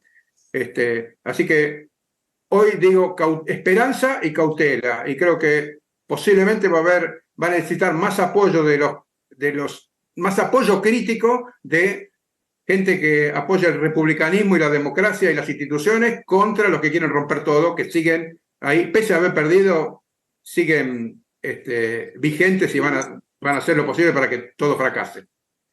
Gracias. Y bueno, Ricardo nuevamente, también Luis. Horacio, Luis Rapoport estaba pidiendo la palabra. Luis quiere correrse al cierre. Está Ricardo, no sé, María, vos querías saber. Ah, no, perdón, creí que no. Ricardo Mazzorín nuevamente y Luis Rapoport, y si alguien más se anota, sigue abierta la lista. Dale, Ricardo. Gracias. Algunas puntualizaciones. El TikTok está bien para ganar elecciones, se ha probado que ha sido eficaz. Ahora no sirve para gobernar. No se gobierna con el TikTok. Cuando uno habla de gobernabilidad, por ejemplo, acabo de leer un mensaje, que los gobernadores del PRO y radicales, que son la mayoría, van a ayudar a la gobernabilidad. Esto implica seguramente una negociación sobre la mesa, porque para que los gobernadores garanticen la gobernabilidad, se requiere que el Poder Ejecutivo Nacional les garantice a ellos la gobernabilidad también. ¿Qué quiero decir con esto? Los gobernadores tienen necesidades de caja, llega a fin de año, por ejemplo, sueldos y aguinaldo. Esto se ha satisfecho muchas veces por transferencias discrecionales del Poder Ejecutivo Nacional. No digo que esté bien o mal, digo, estos son los hechos. Ningún acuerdo de gobernabilidad implica que una parte da el apoyo sin pedir nada a cambio. Eso es una mesa de negociación. Y hay que plantear incentivos para que los negociadores lleguen a algún acuerdo que haga posible ese acuerdo y la gobernabilidad. Entonces digo, si Milei ha optado por la vía del pragmatismo, ha optado por una vía que es clásica en la política, no solo argentina, en la política internacional, que es que los actores políticos negocian. Esto en primer lugar. En segundo lugar, insisto en un tema. Hay aspectos fiscales que, de no resolverse adecuadamente, implican una conflictividad social muy fuerte. Esto Macri lo aprendió. Por eso Stanley dio 600.000 planes de trabajo. No sé cómo se llamaba, pero dio apoyo. Ahora, Macri también hizo algo que este gobierno propone. Ir rápido, por ejemplo, con Aracura en el ajuste de las tarifas. Las tarifas, recuerdan, terminó en una convulsión. La misma clase media y sectores medios que lo habían votado a Macri resistieron el ajuste de la tarifa y tuvo que abandonar el programa de ajuste tarifario Macri. Después se enfrentó a la crisis. Digo, no gobierna el TikTok acá. El voto por el cambio, bienvenido, lo aplauden todos. Ahora, cuando llega el momento de pagar los costos del cambio, ahí aparecen las minorías intensas, las resistencias, etc. Entonces digo, esto no es un problema de si quiere ser o no gradualista o si hay que hacer inmediatamente todos los cambios para satisfacer las inquietudes, las aspiraciones sociales. Esto lo que implica es que la gobernabilidad tiene un piso, que es controlar la conflictividad social y hacer convencer a la sociedad que los costos que tiene que pagar hoy implican beneficios en un horizonte que está en el largo plazo, no está en el plazo inmediato, no está en el corto plazo. En el corto plazo están los costos de las reformas. Yo les recuerdo, y disculpen que vuelva a la historia, el gobierno que más elogia a Milei es Menem, ¿correcto? Menem, hasta que apareció Caballo oliendo con la convertibilidad, tuvo un shock inflacionario, un plan Bonex para resolver el problema de la crisis del sistema financiero. Y cuando apareció la fórmula mágica de la convertibilidad, recién ahí Menem pudo estabilizar la economía. ¿Por qué? Y porque había una demanda fuerte. Bajar la inflación, se venía de 2 experiencias hiperinflacionarias desastrosas. Bueno, logró bajar la inflación con la convertibilidad. Esto tuvo beneficios de muy corto plazo. Corto plazo significa durante 10 años Menem gobernó de la mano de la tablita sagrada de la convertibilidad, del 1 a 1. Correcto, esto fue así. Basado en esta ingeniería cambiaria y monetaria de Cavallo, abrazó el consenso de Washington y empezó las reformas estructurales que las llevó a cabo la gente de la UCD, ¿no? La hija de Alzogaray, Viola. Esas reformas tuvieron después impactos sociales tremendos. El gobierno de Menem terminó con 20% de tasa de desocupación abierta y 25% de tasa de pobreza. El régimen se agotó cuando los países vecinos devaluaron la moneda y la Argentina estaba, que es pariente hermano de la dolarización esto, estaba atada a un régimen de tipo de cambio fijo, súper fijo, 1 a 1. En el 2001 la gente salió a la calle pidiendo que se vayan todos porque sus ahorros no se los devolvían en dólares como la gente esperaba. Esa era la expectativa que había creado la convertibilidad en su momento. Yo depositaba $1 y el día que iba a retirarlo le pedía al banco que me diera $1, que era equivalente a $1. No ocurrió, vino el corralito y todo lo que conocimos después. Digo, la historia algo enseña de esto. Los apoyos electorales son importantes, dan legitimidad, como decía alguien acá, Evangelina, creo, de origen, pero después hay que ganar legitimidad de gestión. No se gana solo con la legitimidad de origen. Alfonsín ganó con un, no me acuerdo el número, 54% de los votos. Ganó. A los 2 años, Alfonsín se enfrentaba a la posibilidad de perder la primera legislativa. Ahí apareció, después de varios experimentos fracasados, con una tasa de inflación acelerando al 20% mensual, el programa de estabilización que se conoció como Austral. Eso le dio el triunfo electoral, mucho más que el tema de los derechos humanos, porque en esa coyuntura donde se votaba la renovación legislativa, el problema acuciante era la aceleración inflacionaria. O se resolvía ese problema o se perdía la legislativa. Digo, estos son los problemas de la gobernabilidad, no el TikTok. El TikTok no ayuda a gobernar, aunque ayude a ganar elecciones. Quería hacer esto nada más no para enriquecer el debate, sino para complicarnos más en el debate. Gracias. Bueno, gracias. Como decía un amigo, cualquier duda que tengan se la podemos ampliar. Estaba Luis Rapoport por ahí. No sé si hay algún otro anotado. No veo a nadie. Luis. Tampoco lo veo a Luis. Yo conozco a alguna de la gente del equipo. Y, ¿cómo se llama? Me cuidé de decir lo que voy a decir ahora. Todo proyecto humano tiene inevitablemente 5 etapas.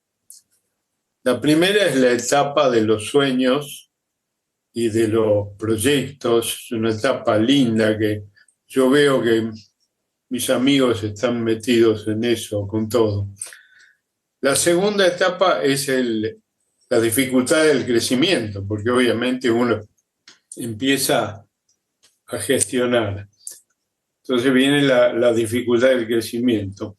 Pero luego, muy rápido, viene el crecimiento de las dificultades. Y después de eso viene la etapa de la búsqueda del culpable. Y al final viene la etapa más interesante, que es el castigo a los inocentes. Yo no se lo quise decir a mis amigos, pero quiero compartir con ustedes. Ahora los muchachos están en la primera etapa y yo los veo capaces y muy dispuestos a pensar los planes, pero no le dije nada del resto de las etapas. Eso es todo. Bueno, gracias. Creo que, me agarro otra vez, hay que tener algo de esperanza que se puedan hacer cosas, porque todo lo que dijo Luis es cierto y si no, terminamos siendo rehenes de los que quieren que no pase nada y tampoco puede ser eso, ¿no? Creo que en otro plano el club político puede tener un rol importante de análisis, de seguimiento, de acompañamiento o de crítica o de cuestionamiento o de marcar situaciones, sobre todo en defensa de las instituciones, siguiendo su rol histórico, ni oficialista ni opositor, como corresponde. Y hoy hay una muy buena asistencia acá y se está incorporando socios nuevos. Creo que va a ser un espacio que va a atraer más participación y confiamos en sostenerlo como, no quiero decir faro ni nada parecido, porque no tenemos que creernos tampoco los iluminados, pero un elemento más junto con otras entidades que están en la misma línea para trabajar en defensa de las instituciones. Y luego de llenar este bache, Cacho, adelante. Abrí el micrófono. Abrí el micrófono. El micrófono, Cacho. Sí, yo creo que algo muy bueno que tenía Melconian era Melconian tampoco explicaba cuál era su programa económico. ¿Usted se acuerda? Si jamás entendí qué era su programa económico. Pero era bastante carismático, digamos. Lo que él le explicaba es, vamos a plantear cuál es el punto de partida, cuáles son las etapas intermedias, cómo vamos a ir midiendo éxitos y fracasos en cada una de esas etapas intermedias, y por supuesto vamos a tener un primer año horrible, espantoso, sin no prometer nada, se va a tener, pero a medida que la sociedad vaya viendo los éxitos que se van logrando, lo va a ir entendiendo. Y bueno, eso fue exactamente lo que pasó en Israel, por ejemplo. Y fue exactamente lo que le dio, por ejemplo, como dice Shimon Peres, le daba un éxito notable, porque si bien la sociedad se empobrecía, estaba cada vez más, la estabilidad económica le empezaba a gustar a la gente mucho. O sea, la clave del asunto es, este es el programa, estos son los hitos, estas son las cosas, esto es lo que nos dejaron. Otro grave problema de Macri que se dio cuenta era que como él esperaba la lluvia de inversiones, no podía decir lo mal que se estaba, ¿no? Es decir, todas esas cosas son fundamentales para poder hacer. Lo van a hacer, el problema es, en eso coincido con Ricardo Mazzorín, cuando yo veo a la gente, bueno, no quiero decir acá nombre, pero por ahí alguien que conmigo estuvo investigando en el Banco Central y haciendo un paper sobre un tema, alguien que es un historiador económico y que estuvimos juntos investigando en el Banco Central, de golpe, no sé, le mando felicitaciones por el WhatsApp, pero yo jamás hubiera soñado que esté en la posición que está en este momento, lo que le están encargando. Bueno, es cierto, faltan esos economistas de calle, esos lo que saben apretar los botones, lo que saben negociar, y hay que estar dispuesto a enfrentarse con los Baradel y con los Moyano, y hay que explicarle a la sociedad que uno se va a tener que enfrentar con eso. Hay que estar dispuesto, hay que bancarlo, va a ser muy duro mandar la gendarmería contra esa gente, y no va a haber más remedio que mandarla contra esa gente. Van a ser momentos muy difíciles. Es una alternativa. Lo otro era el espanto. Lo otro además era el espanto. Era el socio de un tipo que frenó la vacuna Pfizer para poder hacer su negocio. Es el socio de un tipo que es el socio de los esquenazis que hicieron Yo soy un estudioso histórico de la corrupción en Argentina, el negocio de YPF. Todo lo que pasó con YPF se va a estudiar como el hecho de corrupción más grande de la historia argentina, que aún no terminó. Tenemos que pagar 16.000 millones de dólares por el juicio que perdimos en Nueva York. A lo mismo que hicieron el negociado, que son los esquenazis, una cosa de loco. Ese tipo le financiaba la campaña Massa. Y me decían a mí, algunos socios del club político tenían que votar por Massa, pero yo no podía entender, sinceramente no podía entender cómo me van a decir que vote por eso. Bueno, yo creo que nos tomamos un albur. Veo que la probabilidad que salga bien es escasa, lo reconozco, pero no había más remedio. Bueno, Gustavo Hierro, adelante. Sí, bueno, voy a tratar de hacerlo más corto, yo soy muy charlador. A ver, se dijo que la gente no votó un programa, sino que votó una motosierra. No recuerdo quién de las damas hace pocos minutos mencionó esto, y esto es muy importante, es decir, la gente no votó positivamente.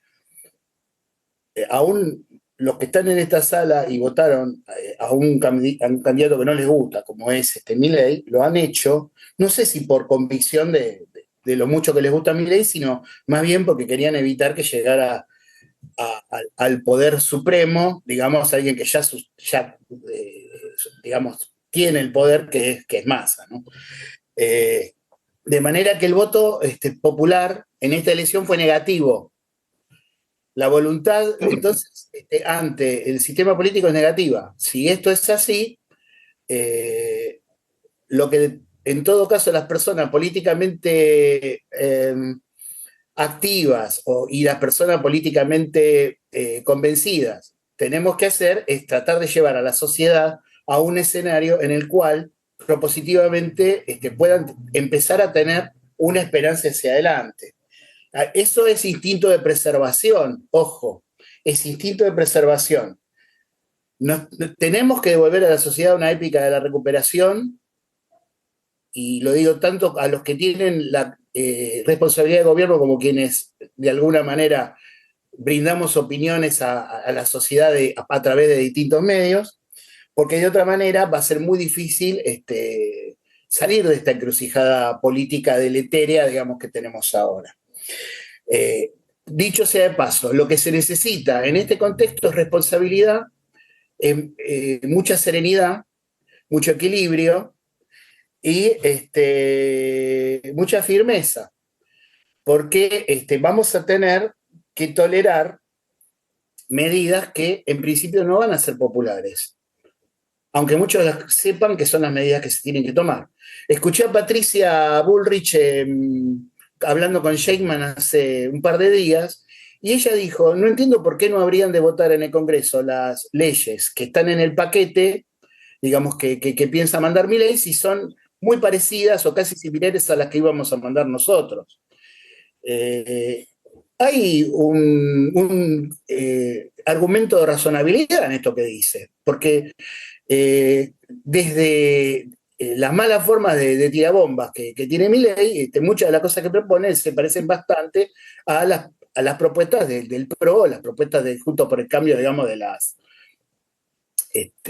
los halcones. Así que esto es verdad. Bancar el cambio, entonces, significa tolerar medidas que no van a ser populares, y a las minorías intensas que van a salir a romper la calle, y a generar caos, no se les puede responder con lindura ni con suavidad. Esto suena duro porque la palabra represión, que no se utiliza porque es como un anatema, digamos, para los que creemos en la república y en la democracia, la represión no es una palabra agradable, pero a veces es una palabra y un concepto aplicable.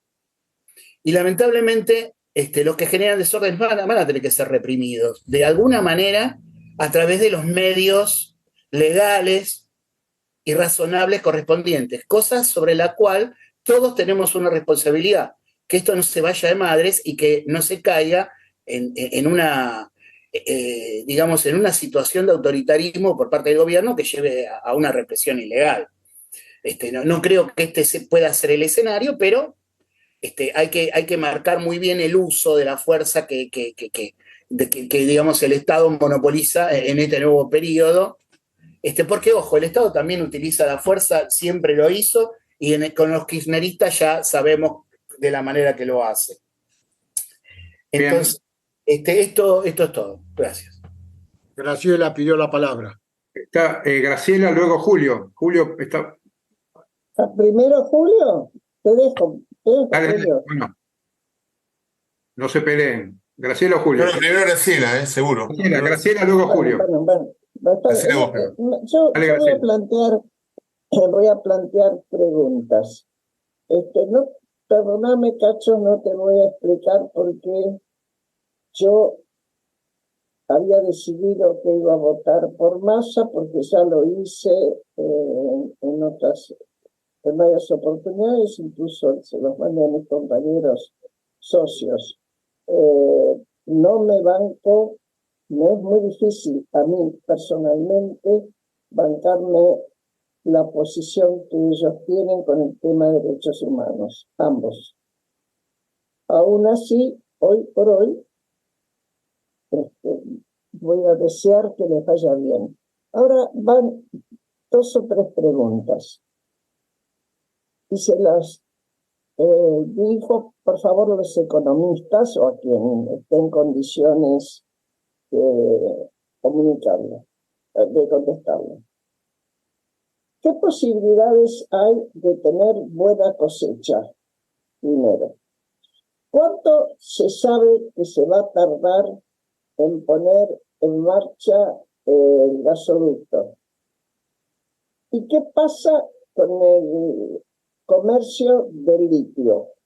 Es decir, estoy hablando de 3 de los ingresos que yo, soy ignorante absolutamente de economía, he escuchado que esta vez para este gobierno van a ser buenos. No importa quién fuera que ganara, iban a ser buenos. Eso es todo. Es mi pregunta. Sí. Parece que tanto la cosecha, el gasoducto empieza a funcionar mal o bien, por lo menos no va a haber que importar gas. Y la cosecha parece que pinta muy bien. Litio, no lo sé. Julio, adelante. Y muy breve. Respecto a la motosierra, estamos en una sociedad que está invadida por lo visual, que desplaza todo lo que tiene que ver con el lenguaje, nos guste o no nos guste, en las computadoras, en toda la vida diaria. Cada vez hay más. Hasta cuando uno tiene que marcar una función en una computadora aparece un dibujito, ya no aparece más la palabra. Así que no me parece mal que use una motosierra y creo que le fue muy efectivo. Y sobre todo en política, donde hay que pasar señales y no grandes discursos. No funcionan. No son efectivos. Y parecía el tema de la conectividad que mencionó Jorge, ¿no? Toda esta cuestión de conectividad. Hoy escuché algo, supongo que estará mal, pero cuando lo entrevistaron, Franquito dijo que él es youtuber, está todo el día con el celular y que algunos de sus amigos se fueron a Andorra porque no pagan impuestos. No creo, porque acá tampoco debe pagar, pero lo dijo con la radio, estoy seguro. Hoy lo dijo en radio, en la radio a las 2 de la tarde. Segundo tema que me parece que quería mencionar un poquito más, que es el voto negativo que mencionaron recién, que mucha gente votó contra Milei o contra Massa. No sé, me parece que de vuelta a un tema de, no sé cuán estudiado está el tema, no lo vi todavía. Yo no lo leí, capaz que alguno de ustedes sí, pero hay un tema como parecía al voto nulo, ¿no? Que decían que iba a ser, no sé, 10%, 8%, no sé cuánto.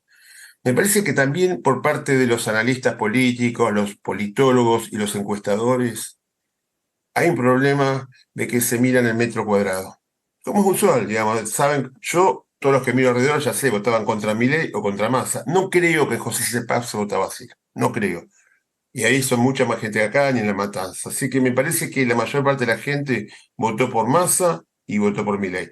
Cosa que es bueno, porque si tenemos un presidente que subió gracias a que la gente votaba en contra del opositor, en principio lo considero que es más débil que si votaron por él. Gracias.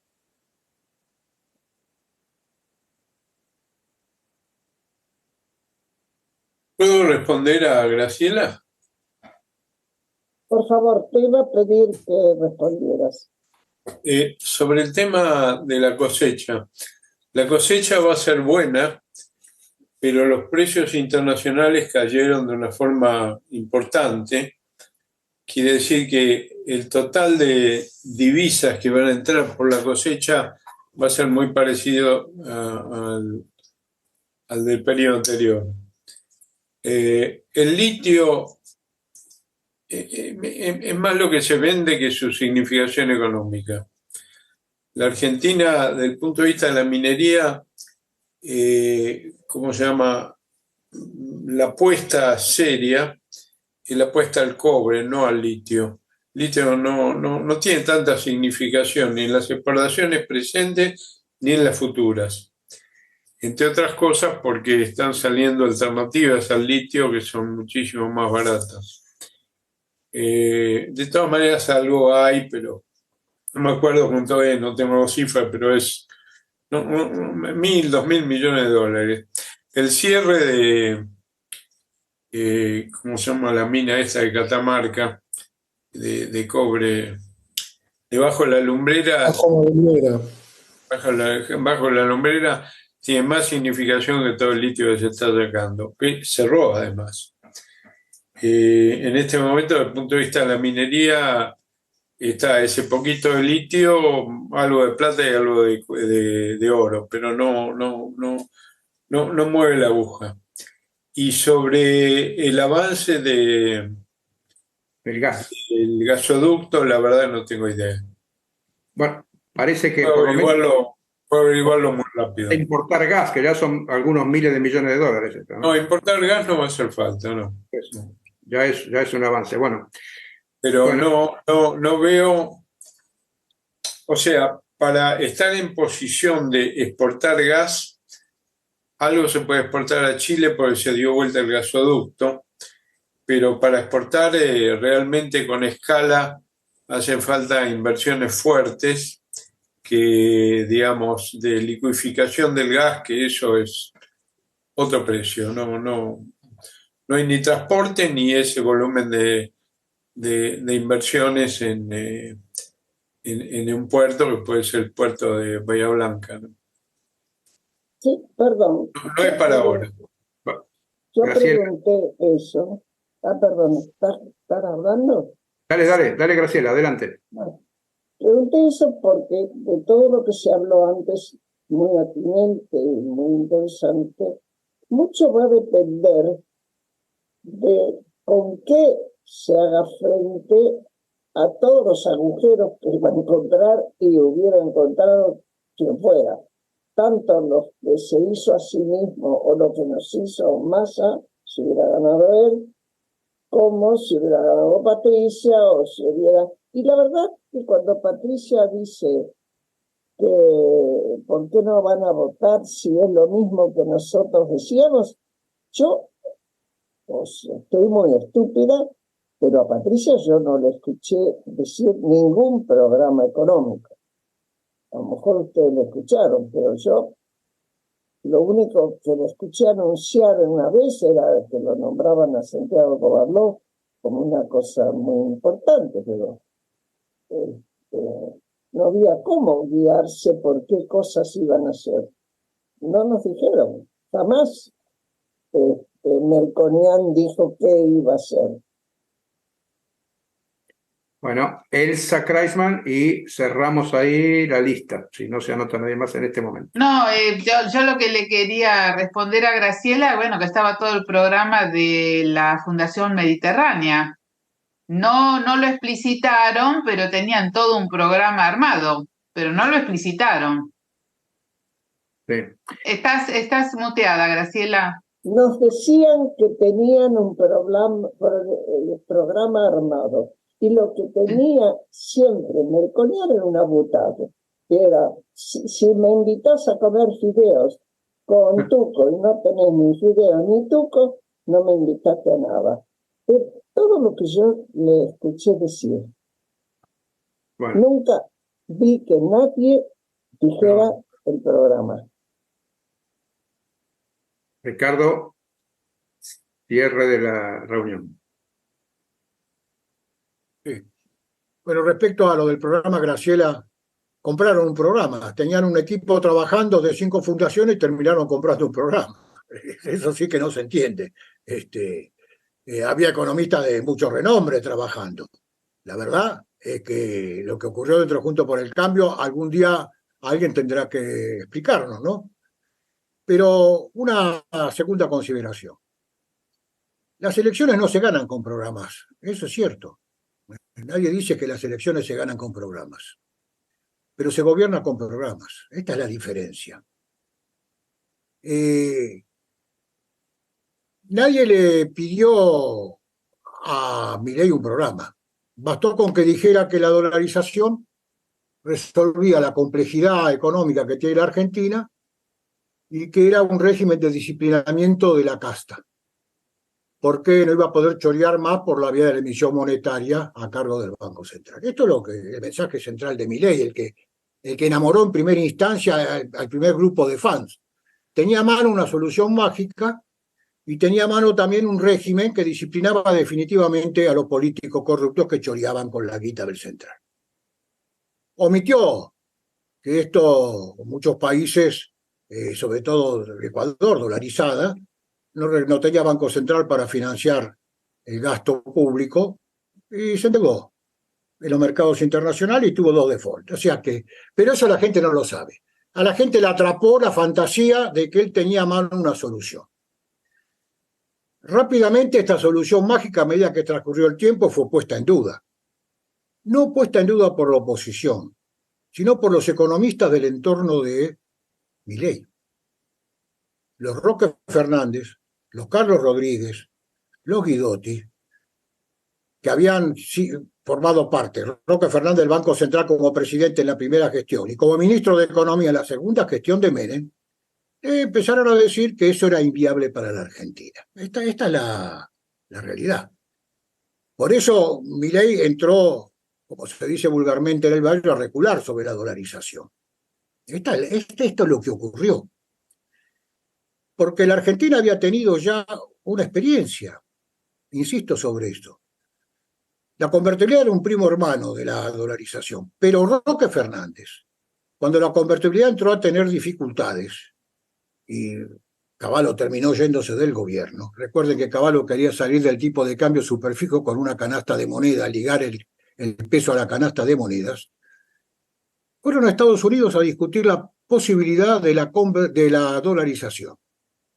En la década de los 90 en Washington había un clima pro-dolarización para muchos países de América Latina, clima que no existe hoy. Y sin embargo fue rechazada, porque la Reserva Federal le dijo con mucho tino que no iba a compartir el señoriaje, ellos eran los dueños de la moneda, porque le iban a dar parte del señoriaje que implica emitir moneda a la Argentina. Y el plan se archivó y la convertibilidad estalló. ¿Qué quiero decir con esto? El único programa de Milei que no fue un programa era la dolarización.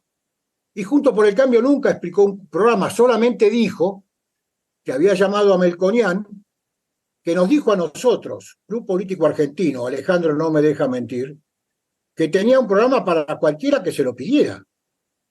El programa estaba listo para venderlo como paquete. Él estaba en la Fundación Mediterránea, eso es lo que dijo. Y se lo vendió a Juntos por el Cambio. ¿Por qué se lo vendió?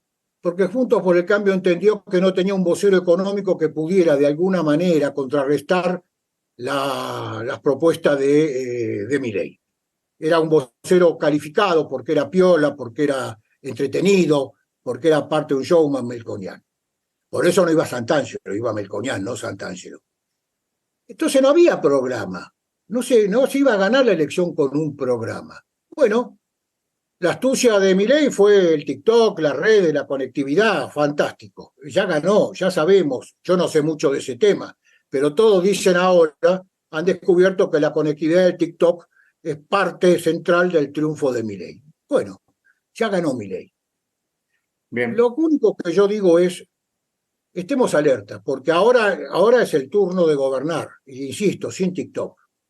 Y el turno de gobernar es complejo, porque esta idea de esta discusión yoco-gradualismo, vamos a verla en la realidad. Porque si Milei tiene un programa, el 10 de diciembre anuncia el programa. Si no tiene un programa, vamos a pasar unos cuantos meses alrededor de cuál va a ser el programa, qué va a pasar con los mercados cambiarios, en una situación de incertidumbre. Yo recuerdo la incertidumbre que nos rodeaba a nosotros en el gobierno. No había un programa, había idas y venidas con el fondo, se discutía mucho hasta que apareció el programa y estabilizó la situación. No terminamos bien, pero ese fue un programa exitoso, como la convertibilidad. Digo, esto me parece a mí que como club político me interesa a mí discutir. Ojalá le vaya bien al gobierno. Va a depender mucho del gobierno, no solo de la oposición. La oposición puede abrir una etapa de luna de miel, eso no me cabe la menor duda. Ahora, lo va a esperar. No se abre una luna de miel, se reparten los chocolates y todos se van a casa contentos y lo dejan actuar. No, van a esperar los resultados del programa. Y esto requiere un equipo y un equipo de gobierno.